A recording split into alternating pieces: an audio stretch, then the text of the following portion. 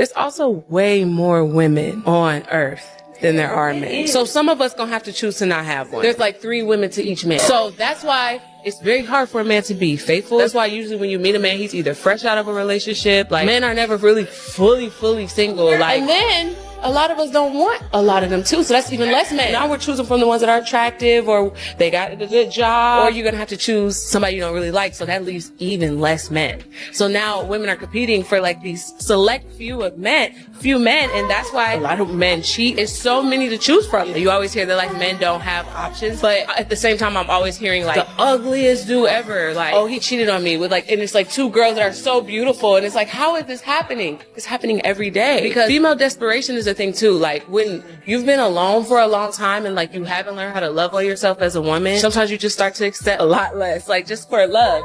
That's why you gotta, when you're alone, you have to be cultivating yourself, or you're gonna go for like whatever. If you are going to date a European woman and a Western woman as a Muslim or Eastern man, what I don't understand is why do you then try and impose Muslim or Eastern values on her? You met her in a bikini on the beach, you met her where she was posting online. Why do you try and then squeeze her into these Muslim or ethnic values that she simply doesn't have because they're not in her household? Her father didn't have them, her brothers don't have them. So trying to get her to abide by your laws and then getting frustrated and angry when she's not doing it signals an incapability in you. It makes you look weak, it makes you look pathetic. It's like, why didn't you just find somebody that meets you? Why are you forcing me to do it? So many of these modern women, they want a man that's passionate about them. They want a man that shows an intense longing and a desire. An intense longing and a desire for them. And men are saying, after what I just saw, no. You ain't got nothing else to desire. You didn't show it all. Absolutely not. Never teach a man how to love you. Yeah. Stop reminding him. Yeah. Stop asking. Yeah. Stop begging.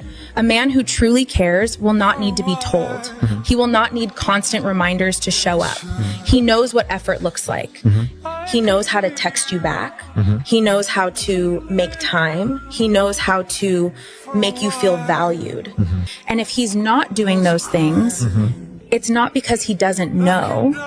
It's because he's choosing not to. And that is your answer. The right man does not need instructions. He does not need to be trained to treat you right. He shows up consistently without you having to ask. Because when a man truly wants you, his actions will never leave you confused. Yeah. This is your reminder to stop taking relationship advice from emotionally immature people.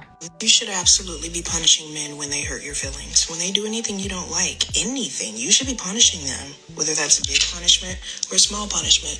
The largest punishment, depending on the offense, should be them losing complete access to you. But if you must keep them around, you need to be charging them some fucking money. Punishment is how you train a dog. Men are not dogs, they're people. And with people, grown adults, we're supposed to communicate effectively. If you cannot communicate when your feelings are hurt or when someone does something that you don't like, then you probably shouldn't even be in a relationship, if we're being honest. All this petty back and forth, oh, well, they did this to me, so I'm gonna do this to them. That's ridiculous. That's what children do. That's emotionally immature. And I know that ladies love to throw around the fact that we want men to be emotionally mature. However, from all the likes and comments and reposts even that I saw from this video, which side is really lacking the emotional intelligence here? You know, a lot of these modern women are saying that a lot of men are emotionally unavailable now, right? But I don't think I feel like you have to look at it, you know, from different angles, right? Because you're saying that men are emotionally unavailable, but maybe we can say emotionally pulling back, emotionally cautious, emotionally reserved, in the sense that I'm looking and I'm seeing and I'm not 100% sure if I want to expend my emotional energy on what it looks like is about to happen. Hi, can I just get on here and rant for 1 minute? Your baby's position at birth, there is no such thing as optimal perfect position. I mean, sure, everybody wants your baby to be like in the perfect position, head down, head tucked, slides out, but that is not the world we live in the United States. So in most cases, like, you're gonna have to work to get your baby out. Like, you could have a 2-hour labor, it could be intense and pain-free, but you're still working really hard to get that baby out, because we live in a society that doesn't like help women get their babies in good positions. Like, you need to be upright and moving all day and squatting and being active, and women are sitting at desk all day long. So guess what? Breech, posterior, face presentation, asynclitic, it is all the norm these days, unfortunately. So you're gonna have to work hard to get your baby out. Who initiated the divorce? I initiated the divorce. What was the reason? Okay, we were young and we didn't communicate well. And really, for me, if I'm honest, it's that he was emotionally disconnected. I felt alone in the marriage. I tried really hard to find ways to get through to him, and I couldn't. And so eventually I checked out and became very resentful and angry. Shared custody? Shared custody. 50-50? Yeah, I'm really close to my dad, so I didn't want to deny him that. Was he paying you child support? Yes. Yes, and I did get child support all the way through until my kids went to college. But it really didn't amount to that much. Just curious, how much was he paying you? At the beginning, I think I probably got around $6,000 a month in like child support and alimony. But this is a man who made a lot of money. He was paying me, I just remembered. So I got about $2,500 a month for child support and about $5,000 a month for alimony. Maybe it sounds like no money to you, or maybe it sounds like a lot, but relative to what my ex-husband made, I really got very little money, and it was never enough to feel remotely comfortable. So I wish I had fought a little harder. A lot of these modern women are feeling that men are not really investing. They're not engaged. The experience, the meeting, us being here on the date, it kind of feels flat. Right. And while I understand, if you come out there, you should probably try to put your best foot forward. Right. But you have to understand, men are reading you.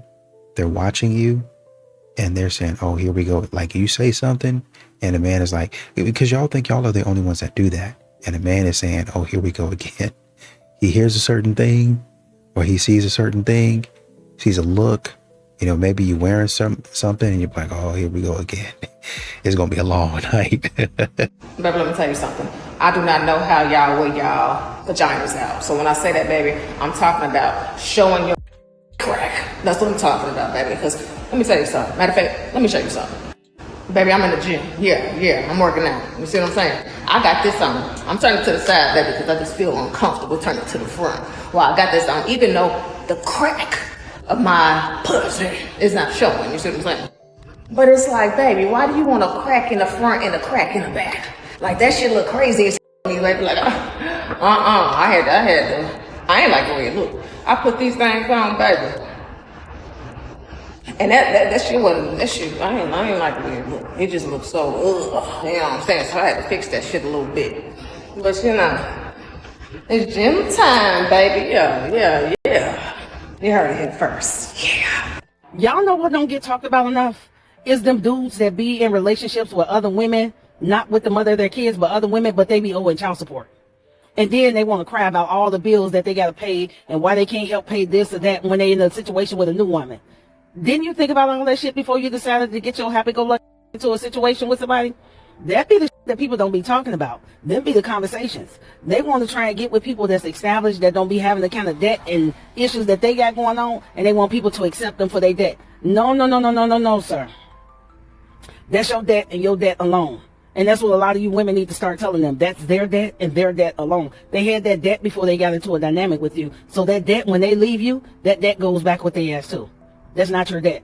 Them not your kids. That debt is between him and his baby mama. That's his financial responsibility and obligation. Now, if y'all stay up under the same roof and he's responsible for help paying bills, then he gonna have to help pay them bills. As simple as that.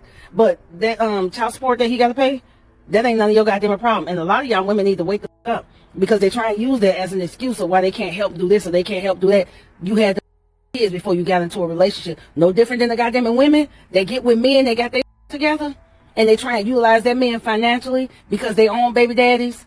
can't financially foot the bill or pay their child support bill to help them financially. I know exactly what they're talking about. That was your problem and your issues beforehand. So if y'all want people, it'd be better if y'all just, when you men and women, y'all get in relationships and you got a bum ass baby daddy, or you got a situation where you can't pay your child support on the other end as a man, just go sit down somewhere and just tell yourself the goddamn truth. And a lot of these modern women, you know, they want men to continue to audition for a role that, quite frankly, Chad and Tyrone didn't even have to try out for.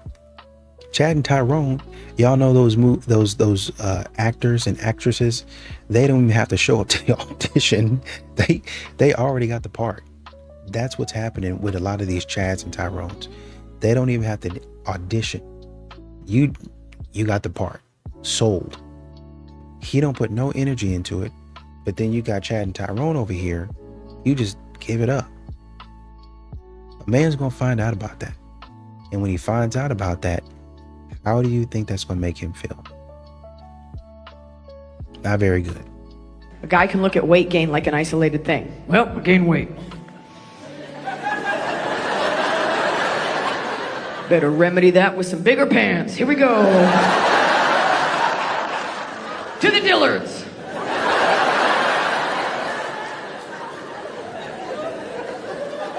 Not that simple for girls, is it? Because we know when we gain weight, it's never just about the weight, is it? No, it's attached to many things because everything is everything and it's all happening at once. That's right.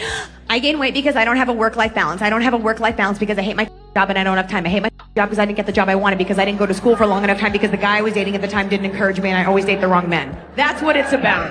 That's what it's about.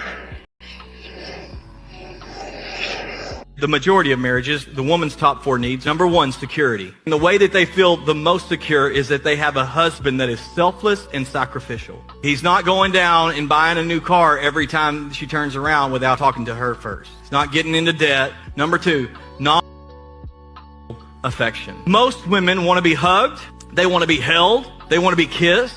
And they want you to tell them that you love them, and it's not going to lead to anything else. And you're okay with that. Number 3, open and honest communication. Women want to talk to you, and they want you to talk back to them. They don't want you just to grunt at them. Just talk, communicate. Number 4, this is a big one. Women want their husbands to lead. This is not always happening in most homes. They want them to lead in their marriage. They want you to lead in romance. I'm making plans for dinner and I'm taking you out on a date. Like, I'm not always just saying, I don't know, what do you want? I don't know, what do you want? That's not the way you dated before. So why are you staying married that way? They want you also to lead in finances. They also want you to lead in spiritual things. And that's why most women are alone. Most women are bouncing guy to guy because men can see through their selfishness. You know, your actions are who you are. You can say you are caring, you can say you're this soft-spoken woman, but your actions are you. So if all of your actions are tied to yourself and building your own empire, building some sort of ego-driven purpose, men see through that because, quite honestly, men do the things that they have to do. Not every single man has the luxury to drop everything and go follow their dreams. But women, they'll do that in a heartbeat.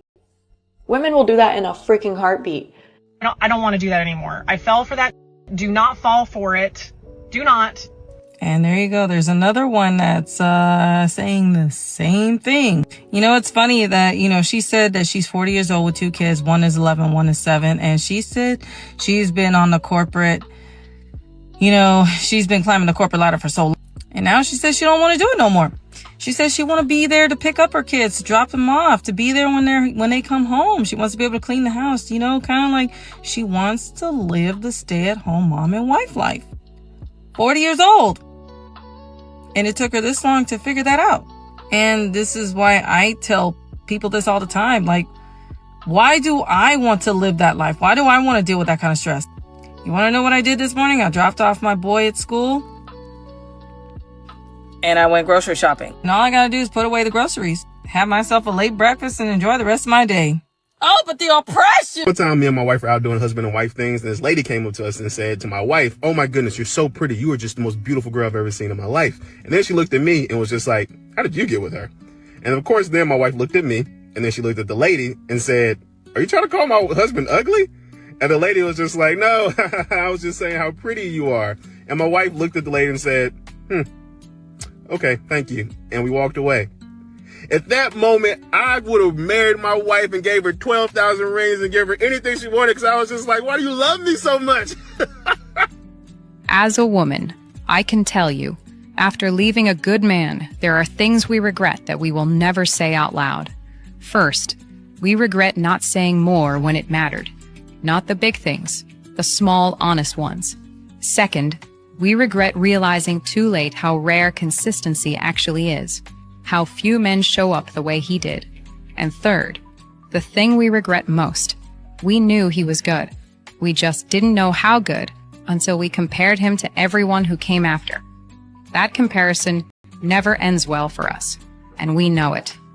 All right, so we're about to go out right now, but I need to clip my nails. Watch this.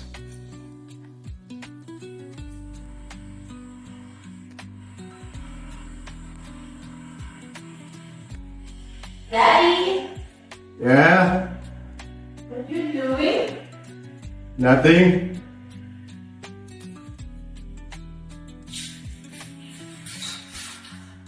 Hold on. That's my dog.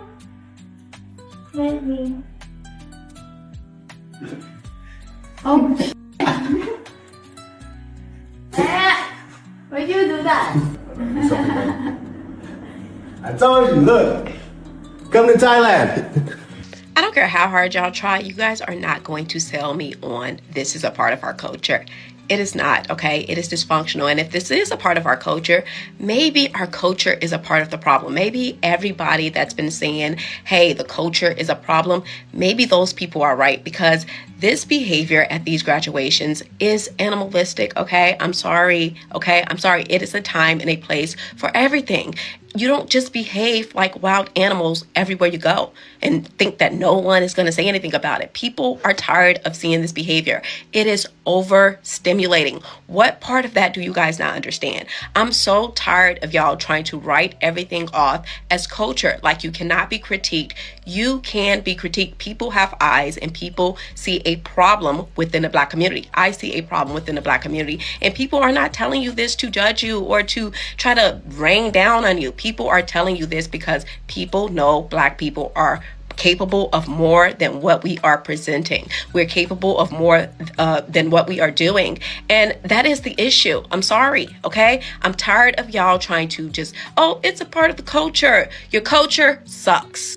Yeah, I'm gonna bring some light to these dating vlogs, okay? To me, this type of content is on the same level as the divorce diaries. And I say that because the videos that I have seen, I don't think that you women truly want to actually find a good man. You see an opportunity. You see an opportunity for validation and attention. And I'm gonna give you an example. I seen this beautiful woman talk about getting back into the dating scene. She goes on a date with this man. It doesn't sound like it went bad. She said that she would see him again. She did mention that he did not bring her flowers, okay? So the next day, he asks her if she wanted to go to church. She says no. She instead goes to lunch and have drinks with her girlfriend and then goes and watches football. So this particular woman is just one of many examples that I could give. You potentially had a good man in front of you. You had the opportunity to test the fruits, and you chose to go have drinks with your girlfriend and watch football. But please get on the internet and explain how you can't find a good man and how you just want to find a good man so bad. Fellas, before you go asking a woman out on a date, go scour her social media if she has it. See what you're getting into. See what type of substance is there or lack thereof. Because some of you women are out here dating for attention, not intention, and trust me, it shows. Y'all have a good day.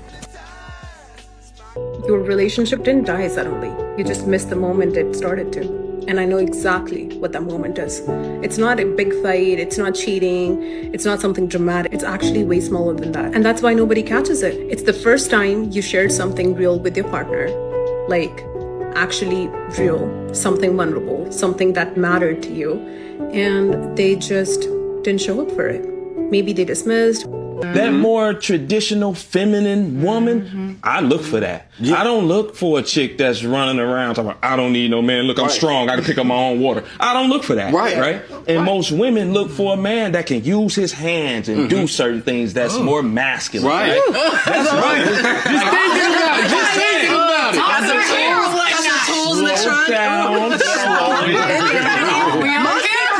So this is what's important for both of them, is the want to do it for your partner. Yeah. That's what's important for it, for both people. Like, I want to change my lady's oil. I want to change her brake pad. Yeah. And then in turn, I want her to want to be like, man, he out there doing that. Let me fix him something. Let me rub his back when he come in. It's the reciprocal nature of it. That, and then I'm gonna makes lay, it and then beautiful. you know, I'm gonna probably lay it on him. Men love to call themselves protectors and providers, but protectors from whom and providers of what? They're protectors of other men and providers of trauma. As a divorce lawyer, I see this pattern more than I should.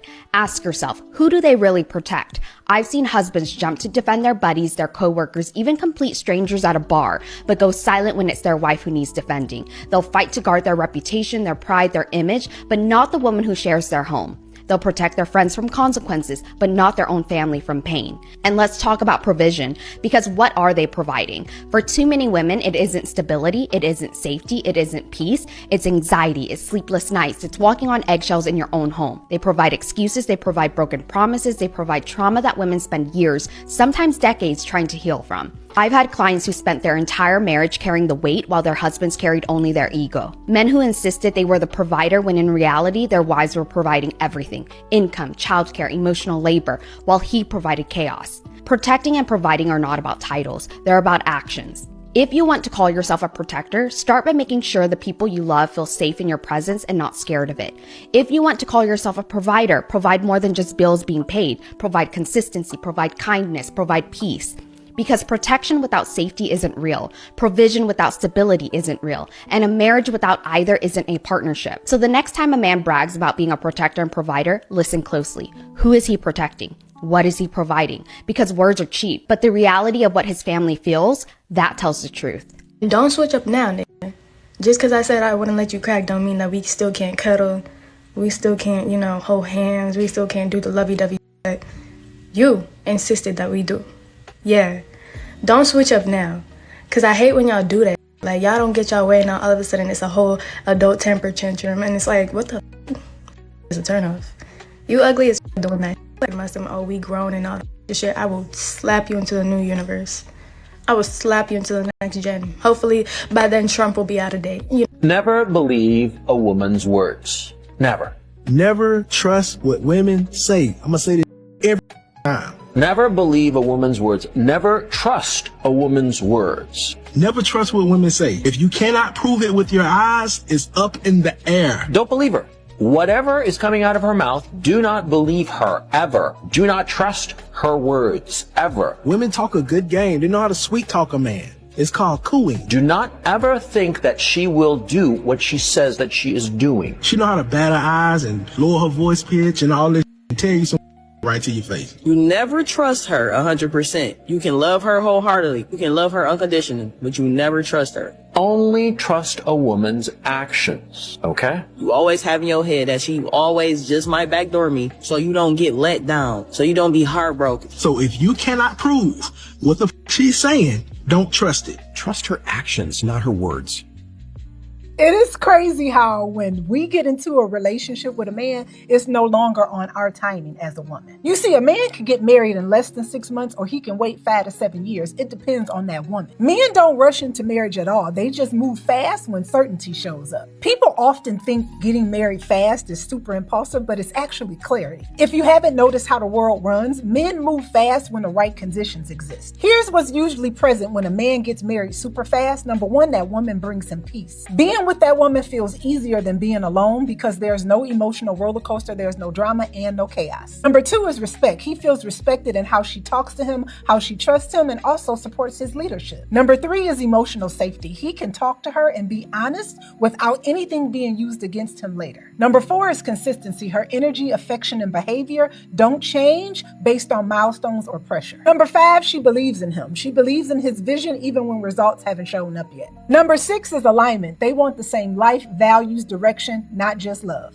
When all of those things exist in a woman, a man does not feel rushed. He actually feels secure. And we all know when a man feels secure, he's not waiting. He's going to get what he wants. Let's say like you're dating a guy, you meet as homeboys, and you realize like he ain't the leader of the pack. I can't. I don't care about what they look like, but I want my man to be the head honcho. No, he has to be the leader of the pack. I did not think this was real. And this is the cringiest thing I've seen in 2025 because it is real, because I've never really heard that term since like middle school or high school. I haven't heard anyone say it in like the last 10, 15 years. I'm in my 30s. These girls are like maybe late 30s, early 40s. They look good for their age, but hearing this in a real conversation, like this is what they actually think, is mind blowing to me. It shows you how cooked the dating market is in certain segments. Like this is what women are actually thinking. Mind blowing to me. There are no leaders of the pack or alphas in male friend groups. They're just friends. And the fact that this was a real podcast conversation blows my mind. A woman is like, tell me the truth. And then you tell them a truth and they don't like that truth. And they get really upset about that truth. And as a woman, because we're motivated to not upset people, they actually think that if you know how upset I am about what's true for you, you will change what's true for you. They really think that. But you guys are smarter than that, because it's been true for you for a long time. And there were no problems until you told her. Since you're just a hairy woman, you're going to be motivated to not upset me, and you're going to change yourself in order to not upset me, just like I'm trying to change myself to not upset you. Right. And really honest men just stop telling the truth because it's not worth it. So, hi. I actually know like a funnier way to do cardio. I'm just saying. So if this was the other way around, where a fella approached a woman like this and was inappropriate, he would be called a there'd be 100 videos about him, including myself, calling him a Joey Small would have him thrown out of the gym. Just leave people in the gym alone, you silly. A big theme that I'm seeing is, especially in the younger generation of men, feeling that isolation is their best answer to not even just social interaction, but like goals in life. Like, I want to go live in the woods by myself with a tractor, you know, like no one else. And they're reading that book of the guy who did that and like that and was completely unhappy and left like journals and everything like this. And I don't know if it's a trend, but I do see that hyper individualistic, and then the conclusion they find is isolation. And that prohibits, like, it comes from that awkwardness and different things, but it prohibits them finding any codependency that's healthy, any relationship that's healthy, any enfolding of themselves and interacting with life that is healthy. As a woman, I can admit what most women want. Dating is brutally unequal, and average men pay the price for it. The average woman doesn't need to become exceptional to have options. The average man usually does. He has to earn attention, and respect, and attraction, and the right to even be considered.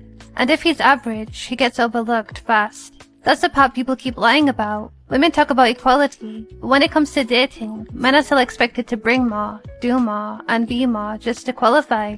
That's why so many men are frustrated. They aren't crazy. They're reacting to a system that's far less forgiving to them. The average woman starts with options. The average man starts by proving he deserves any. Why are men so concerned with women's body count, but men's body count are twice as much, but obviously don't matter? You have to understand that there's a great difference between males and females. Men and women are not the same. You are not equal. Men mark their territory. The higher your body count is, the less likely he can bond you and bind you to him as his property. So the more men that you're with, the more value you lose because you got so many men taken from you, right? After they done took so much from you, what do you have to offer after that? Nothing. So as a woman, why would you want a high body count? So that you can be depressed. You can have all of these demons inside of you. You know, you have a lot of steady guys, a lot of regular guys, a lot of average guys out here that are continuing to get overlooked because you would prefer, and it's like I talked about in some other commentary, you want a guy that's chaotic, that's up and down. You want a guy that, and you know, I'm laughing about it, but I'm not really joking. You want a guy to beat you upside the head. A guy that you got to run out the house 1, 2, 3 o'clock in the morning, run down the street, beat down your neighbor's door. That's the type of guy that you got to call the freaking police to get that man up out of there. Got to take that man to jail. He's a criminal. He's a criminal. And that's the type of stuff these modern women want.